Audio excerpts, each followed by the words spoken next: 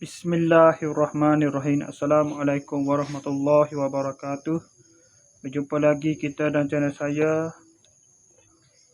Hari ini hari Ahad, 27 hari bulan Julai 2026 Masihi, bersamaan dengan 11 Safar 1447 Hijriah. Sekarang ni pukul 7.20 petang. Cuba tengah baca ini, baca apa tu? Kaset ngaji di pasar tu nak masuk maghrib ni. Hampir masuk waktu maghrib ni. Okey.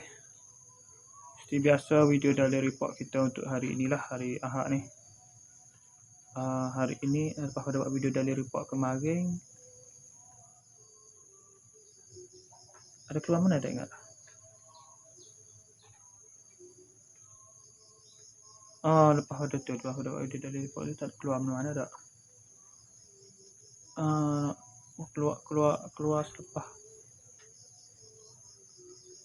selepas Isyak dari pukul 9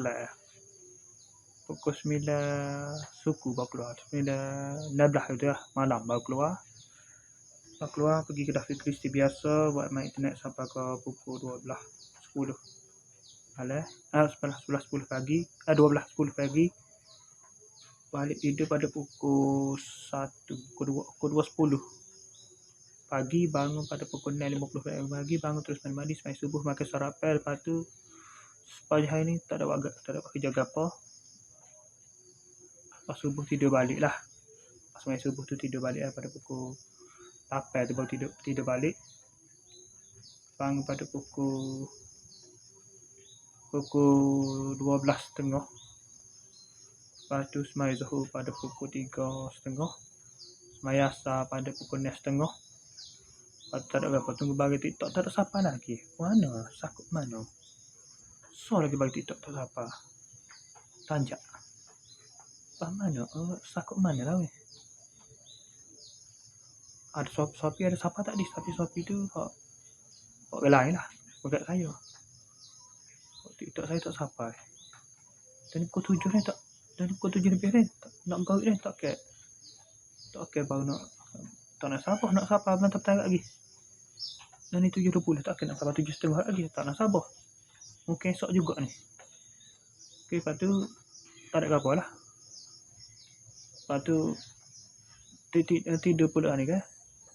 Setengah ni pukul 5 tu tidur balik. Lepas tu bang pukul 6.30 bangun, terus mandi, sembahyang subuh, sembahyang asar. Lepas tu duduk relax sekejap, tenang sendiri tu. Relax sekejap tu. Pukul tak teringat ni. Pukul 7 apa ni? 7 suku tadi baru teringat, tak buat gini, tak buat video daily report. Lepas tu pukul 7.20 ni terus buat video daily report ni. Terus main ke sini, terus buat video daily report ni. Okey, saya sekadar saja untuk sesi ni. Dalam 10 lakah ni ke rumah saya ni, ke belakang ni 20 lakah lah. Ada dalam 7.18 ni main sini. 7.20 ni terus buat video daily report ni. Okey, saya sekadar saja untuk sesi video daily report kita untuk hari ini. Assalamualaikum, jumpa lagi. Bye.